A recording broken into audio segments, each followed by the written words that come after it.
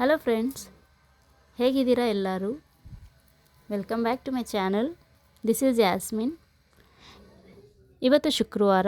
ಎಂದಿನಂತೆ ನಾನು ಬೆಳಗ್ಗೆ ಎದ್ದು ಮನೆ ಕೆಲಸಗಳನ್ನು ಶುರು ಮಾಡ್ಕೊಂಡಿದ್ದೀನಿ.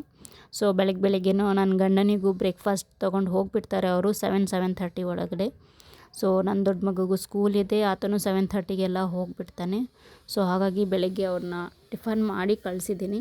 ಸೊ ಅವ್ರು ಹೋಗುವಾಗ ಅಂತೂ ನಾನು ವೀಡಿಯೋ ಶೂಟ್ ಮಾಡೋಕ್ಕಾಗೋದಿಲ್ಲ. ಸೊ ಬೆಳಗ್ಗೆ ನನ್ನ ಸಣ್ಣ ಮಗಂದು ಸ್ನಾನ ಆಗಿದೆ. ಸೊ ನಂದು ಕೂಡ ಬ್ರೇಕ್ಫಾಸ್ಟ್ ಆಗಿದೆ. ಸೊ ಇವಾಗ ನಾನು ಸ್ಟಡೀಸ್ ಮಾಡೋಕ್ಕೆ ಕೂರ್ತಾಯಿದ್ದೀನಿ. 10:30 ಆಗಿದೆ ಟೈಮು.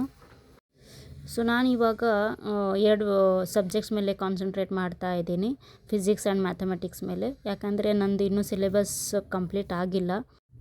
ಸೊ ಫಸ್ಟ್ ನಾನು ಮೆಥಡಾಲಜಿನ ಕಂಪ್ಲೀಟ್ ಮಾಡಿದ ಮೇಲೆ ಲ್ಯಾಂಗ್ವೇಜಸ್ಗೆ ಹೋಗ್ತೀನಿ. ಕನ್ನಡ, ಇಂಗ್ಲೀಷ್ ಮತ್ತು ಕಂಪ್ಯೂಟರ್, ಮೆಂಟಲ್ ಎಬಿಲಿಟಿ, ಅದ್ರ ಮೇಲೆ ಫೋಕಸ್ ಮಾಡೋಣ ಅಂತ ಅಂದ್ಕೊಂಡಿದ್ದೀನಿ.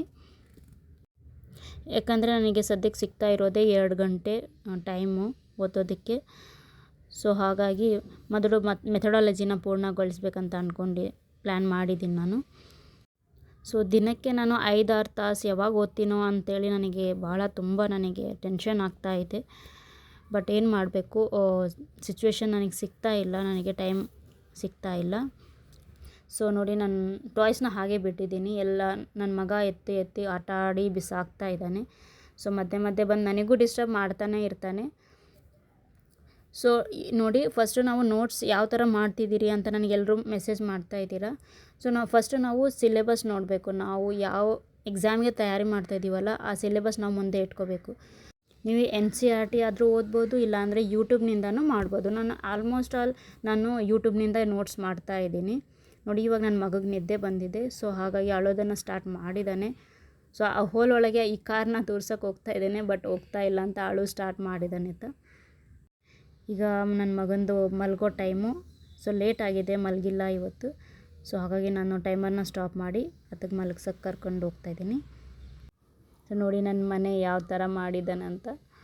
ಎಲ್ಲ ಅದೇ ಆ ಟಾಯ್ಸಿಂದ ತುಂಬಿಟ್ಟಿದ್ದಾನೆ, ಎಲ್ಲ ಒಸೆಯೋಕ್ಕೆ ಸ್ಟಾರ್ಟ್ ಮಾಡಿಬಿಟ್ಟಿದ್ದಾನೆ.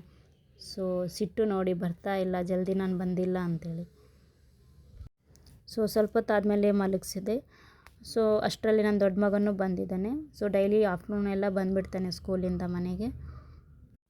ಸೊ ಈತ ಬಂದುಬಿಟ್ರೆ ಈತನ ಗಲಾಟೆಯಿಂದ ಎದ್ದುಬಿಡ್ತಾನೆ ನನ್ನ ಸಣ್ಣ ಮಗ. ಸೊ ಆತಗೆ ಹೇಳ್ತಾ ಇದ್ದೇನೆ ಗಲಾಟೆ ಮಾಡಬೇಡ ಅಂತ. ಸೊ ಆತ ಮಲಗೋ ಅಷ್ಟರಲ್ಲಿ ನಾನು ಮನೆ ಕೆಲಸವನ್ನು ಮಾಡಿ ಮುಗಿಸ್ಬೇಕಾಗುತ್ತೆ ನಾನು. ಸೊ ಇವತ್ತು ಫ್ರೈಡೇ, ಸೊ ಮನೆಯ ಕೆಲಸನೂ ಸ್ವಲ್ಪ ಜಾಸ್ತಿ ಇರುತ್ತೆ. ಸೊ ಇವತ್ತು ನಾನು ಖುಷ್ಕಾ ಖುರ್ಮಾನ ಮಾಡ್ತಾಯಿದ್ದೆ. ಸೊ ಮಧ್ಯಾಹ್ನ ನಾನು ಅಡುಗೆ ಮಾಡಿದ ಕೂಡಲೇ ಹಿಂದೆಯೇ ಮುಸ್ರೆ ತಿಕ್ಬಿಡ್ತೀನಿ. ಸೊ ಅದಾದಮೇಲೆ ಮತ್ತೆ ಮಕ್ಕಳಿಗೆ ಊಟ ಮಾಡಿಸೋದು, ನಾನು ಊಟ ಮಾಡ್ಕೊಳ್ಳೋದು, ಎಷ್ಟು ಜಲ್ದಿ ಟೈಮ್ ಹೋಗುತ್ತೆ ಅಂದರೆ ಡೈರೆಕ್ಟ್ ನನಗೆ ಟೈಮ್ ಸಿಗೋದು ಸಾಯಂಕಾಲ ಆಗುತ್ತೆ.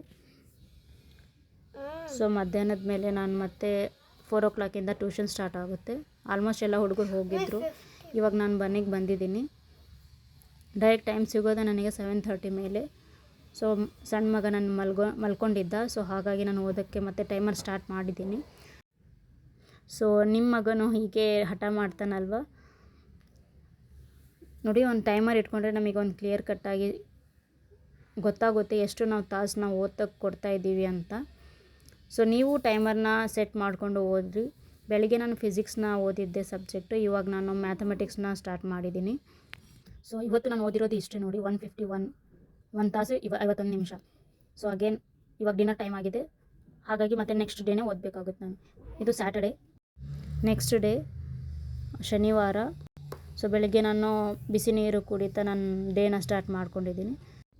ಸೊ ಬೆಳಗ್ಗೆ ನಾನು ಇವಾಗ ನೋಡಿ ಆಲ್ಮೋಸ್ಟ್ 8:45 ಆಗಿದೆ. ಸೊ ಇವಾಗ ನಾನು ಸ್ಟಡಿ ಸ್ಟಾರ್ಟ್ ಮಾಡ್ತಾಯಿದ್ದೀನಿ. ಸೊ ಇವತ್ತು ಫಿಸಿಕ್ಸ್ ಆಪ್ಟಿಕ್ಸ್ ಚಾಪ್ಟರ್ನ ಸ್ಟಾರ್ಟ್ ಮಾಡ್ತಾಯಿದ್ದೀನಿ. ಯಾಕಂದರೆ 2 to 3 ಡೇಸ್ ಒಳಗೆ ನಾನು ಈ ಚಾಪ್ಟರ್ನ ಮುಗಿಸ್ಬೇಕು ಅಂತ ಅಂದ್ಕೊಂಡಿದ್ದೀನಿ. ಯಾಕಂದರೆ ನನಗೆ ಸಿಗ್ತಾ ಇರೋದೇ 2 hours ಸಿಗ್ತಾ ಇರೋದು. ಸೊ ಮಕ್ಕಳಿಗೆ ಬ್ಯುಸಿ ಇರೋದಕ್ಕೆ ನಾವು ಏನಾದರೂ ಒಂದು ಐಟಮ್ಸ್ನ ಇಟ್ಕೋಬೇಕು. ಫ್ರೂಟ್ಸ್ ಆಗಲಿ, ಬಿಸ್ಕೆಟ್ಸು, ಆ ಥರ ಸ್ವಲ್ಪ ಹೊತ್ತಿಗೆ ಕೊಡ್ತಾಯಿದ್ರೆ ಅವ್ರು ನಮಗೆ ಸ್ವಲ್ಪ ಫ್ರೀ ಆಗಿ ಬಿಡ್ತಾರೆ ಓದೋದಕ್ಕೆ. ಸೊ ನಾನು ಟೆಕ್ಸ್ಟ್ ಬುಕ್ಕಿಂದ ಸ್ವಲ್ಪ ಪಾಯಿಂಟ್ಸ್ ಓದೋಣ ಅಂಥೇಳಿ ನಾನು ಟೆಕ್ಸ್ಟ್ ಬುಕ್ ಫಿಸಿಕ್ಸ್ 2nd PUCದು ಅದು ಸ್ಟಾರ್ಟ್ ಮಾಡಿದೆ ಓದೋದಕ್ಕೆ. ಸೊ ಟೆಕ್ಸ್ಟ್ ಬುಕ್ಕಿಂದ ಓದ್ತಾ ಇದ್ದೆ. ಸ್ವಲ್ಪ ಏನೋ ಡಿಫಿಕಲ್ಟ್ ಅನಿಸ್ತು, ಏನೋ ಅಂಡರ್ಸ್ಟ್ಯಾಂಡ್ ಅಂತೂ ಆಗ್ತಾ ಇದ್ದಿಲ್ಲ. ಮಧ್ಯೆ ಮಧ್ಯೆ ನನ್ನ ಮಗನೂ ನನಗೆ ಸತಾಯಿಸ್ತಾ ಇದ್ದ. ಸೊ ಫೋಕಸ್ ಮಾಡೋಕ್ಕಂತೂ ಆಗ್ತಾನೇ ಇರಲಿಲ್ಲ. ಸೊ ಆಮೇಲೆ ಮತ್ತೆ ಅವನಿಗೆ ಟಾಯ್ಸ್ ಕೊಟ್ಟು ಬ್ಯುಸಿ ಮಾಡಿಸಿ, ಸೊ ಸ್ವಲ್ಪ ಟೆಕ್ಸ್ಟ್ ಬುಕ್ ಓದಿದ ನಾನು ಲಾಸ್ಟ್ ಟೈಮ್ ಟೆಟ್ಟಿಗೆ ನಾನು ಪ್ರಿಪೇರ್ ಮಾಡ್ಕೊಂಡಿದ್ದೆ ನೋಟ್ಸು. ಅದರಲ್ಲಿ ನಾನು ರಿವಿಷನ್ ಮಾಡಿದೆ. ಸ್ವಲ್ಪ ಹೊತ್ತು ರಿವಿಷನ್ ಆದಮೇಲೆ ಸೊ ಇವಾಗ ನನ್ನ ಮಗಗೆ ಊಟ ಮಾಡಿಸ್ಬೇಕಿತ್ತು ಬ್ರೇಕ್ಫಾಸ್ಟು. ಸೊ ಬೆಳಿಗ್ಗೆ ಬನಾನಾ ಫ್ರೂಟ್ಸ್ ಅದು ತಿಂದಿದ್ದಿರೋದು. ಸೊ ಅದಕ್ಕೆ ಬ್ರೇಕ್ಫಾಸ್ಟ್ ಮಾಡಿಸಿ ನಾನು ಮಸಾಲ ರೈಸ್ ಮಾಡಿದ್ದೆ. ನಾನು ಬ್ರೇಕ್ಫಾಸ್ಟ್ ಮಾಡಿ ಆಮೇಲೆ ಕೆಲಸ ಮಾಡ್ತಾಯಿದ್ದೆ, ಮನೆ ಕೆಲಸ. ನೋಡಿ ನನ್ನ ಮನೆ ಪರಿಸ್ಥಿತಿ ಹೇಗೆ ಮಾಡಿದ್ದಾರೆ ಅಂತಂದು. ಸೊ ಪದೇ ಪದೇ ನಾನು ಮನೆ ಕ್ಲೀನಿಂಗ್ ಮಾಡೋಷ್ಟರಲ್ಲಿ ನಾನು ಟೈಮ್ ಕೊಟ್ಟರೆ ನನಗೆ ಇದು ಸಿಗ್ತಾ ಇರೋ 2 ತಾಸು ನನಗೆ ಓದೋಕ್ಕೆ ಸಿಗೋದಿಲ್ಲ ಅಂತಂದು ನಾನು ಒಂದೇ ಸರಿ ನಾನು ಮನೆ ಕ್ಲೀನ್ ಮಾಡಿ ಕಸ ಗುಡಿಸಿ ಎಲ್ಲ ಟಾಯ್ಸ್ ಎಲ್ಲ ಕಡೆ ಒಂದು ಇಟ್ಟು ಬಿಡ್ತೀನಿ. ಆಮೇಲೆ ಮತ್ತೆ ಮಕ್ಕಳು ಒಂದು ಸರಿ ತೆಗ್ದುಬಿಟ್ರೆ ನಾನು ಮತ್ತೆ ಅದನ್ನೆಲ್ಲ ಎತ್ತಿಡೋಕ್ಕೆ ಹೋಗಲ್ಲ. ಸೊ ಇವಾಗ ನಾನು ಮಧ್ಯಾಹ್ನದ ಅಡುಗೆ ಮಾಡ್ತಾಯಿದ್ದೀನಿ. ನಮ್ಮ ಕೆಲಸದಲ್ಲಿ ನಾವು ಬ್ಯುಸಿ ಇದ್ದರೆ ಮಕ್ಕಳು ಸೂಸು ಪಾಟಿ ಅದು ಮಾಡ್ತಾ ಇರ್ತಾರೆ. ಮತ್ತು ಅದನ್ನೆಲ್ಲ ನಾವು ಕ್ಲೀನ್ ಮಾಡ್ತಾ ನಮ್ಮ ಕೆಲಸ ಮಾಡೋಷ್ಟೊತ್ತಿಗೆ ಭಾಳ ಸುಸ್ತಾಗಿ ಹೋಗುತ್ತೆ ನಮಗೆ. ಸೊ ನಮಗೆ ಗೊತ್ತಿರುತ್ತೆ ಮನೆ ಕೆಲಸ ಮಕ್ಕಳು ಯಾವ ಥರ ನಮಗೆ ಸತಾಯಿಸಿರ್ತಾರೆ ಅಂತಂದು. ನಮಗೂ ಓದೋದು ಭಾಳ ಇಷ್ಟ, ನಾವು ಓದಬೇಕು ಏನಾದರೂ ಮಾಡಬೇಕಂತ ಇದೆ. ಬಟ್ ನಮಗೆ ಒಬ್ಬರು ಹೇಳ್ತಾರೆ ನಮಗೆ ನಮ್ಮ ಮನೆಯಲ್ಲಿ, ಎಷ್ಟೊತ್ತದು ಅಡುಗೆ ಮಾಡೋದಕ್ಕೆ, ಎಷ್ಟೊತ್ತು ಮಕ್ಕಳು ಏನೋ ಸತಾಯಿಸ್ತಾರೆ ಹೇಳಿ, ಅವ್ರನ್ನ ಬಿಟ್ಬಿಡಿ, ನೀವೇನೋ ಒಂದು 5-6 ತಾಸು ಓದ್ಬೋದಲ್ಲ, ಯಾಕಾಗಲ್ಲ ಎಕ್ಸಾಮ್ ಪಾಸ್ ಮಾಡೋಕ್ಕೆ, ಯಾಕೆ ಆಗ್ತಾಯಿಲ್ಲ ಓದೋಕ್ಕೆ ಅಂತ ಹೇಳೋರೇನೋ ಚೆನ್ನಾಗಿ ಬಾಯಿ ಬಿಟ್ಟು ಹೇಳಿಬಿಡ್ತಾರೆ. ಅವ್ರು ಬಂದು ಮಾಡಿದರೆ ಗೊತ್ತಾಗುತ್ತೆ. ನಾವು ಹೇಳ್ತೀವಿ ನಮ್ಮ ಮಕ್ಕಳು ಓದೋಕ್ಕೆ ಕೊಡ್ತಾ ಇಲ್ಲ, ಸತಾಯಿಸ್ತಾರೆ ಅಂತಂದರೆ, ನಮ್ಮ ಕಾಲದಲ್ಲೂ ಮಕ್ಕಳಿದ್ರು, ನಾವು ಹೆಂಗೆ ಮಾಡ್ಕೊತಿದ್ವಿ, ಮನೆ ಕೆಲಸ ಎಲ್ಲ ಮಾಡ್ತಿದ್ವಿ, ನಿಮಗೆ ನೋಡಿ ಮಾಡೋಕ್ಕಾಗ್ತಾಯಿಲ್ಲ ಅಂತ ಹೇಳ್ತಾರೆ. ಭಾಳ ಬೇಜಾರಾಗುತ್ತೆ ಹಿಂಗೆ ಮಾತು ಕೇಳಿದರೆ. ಸೊ ಟ್ಯೂಷನಿಗೆ ಬಂದ ಮೇಲೆ ನಾನು ಮತ್ತೆ ಮನೆ ಕೆಲಸನ ಸ್ಟಾರ್ಟ್ ಮಾಡಿಕೊಂಡೆ. ಯಾಕಂದರೆ ಬಟ್ಟೆ ಒಣಗಿದ್ದಿಲ್ಲ 2 ದಿವಸದಿಂದ. ಸೊ ಹಾಗಾಗಿ ನಾನು ಬಟ್ಟೆ ಎಲ್ಲ ಮಡಚಿಟ್ಟೆ. ನೋಡಿ 1 ತಾಸು ಸಿಗ್ತಾಯಿದ್ದೇನೋ ಓದೋದಕ್ಕೆ, 2 ತಾಸು ಸಿಗ್ತಾಯಿದ್ದೇನೋ, ಬಟ್ ನಾನಂತೂ ಓದೋದನ್ನು ಸ್ಟಾರ್ಟ್ ಮಾಡಿದ್ದೀನಿ. ಸೊ ಬೇರೆಯವರೆಲ್ಲ ಹೇಳಿದ್ದನ್ನೆಲ್ಲ ನಾವು ತಲೆಗೆ ಹಚ್ಕೊಂಡ್ರೆ ನಾವು ಓದ್ತಿರೋದು ಅದನ್ನು ಓದೋಕ್ಕಾಗಲ್ಲ ನಮಗೆ. ಸೊ ನಾನು ನಿಮಗೆಲ್ಲ ಹೇಳ್ತೀನಿ, ಆಲ್ಮೋಸ್ಟ್ ಆಲ್ ಹೌಸ್ ವೈಫ್ಸ್ಗೆ ಇದೇ ಪರಿಸ್ಥಿತಿ.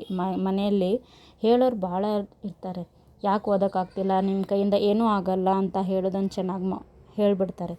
ಬಟ್ ಏನು ಮಾಡೋದು, ನಾವು ಅದನ್ನು ಹಚ್ಕೊಂಡ್ರೆ ನಾವು ನಮ್ಮ ಜೀವನನೇ ಹಾಳು ಮಾಡ್ಕೊತೀವಿ.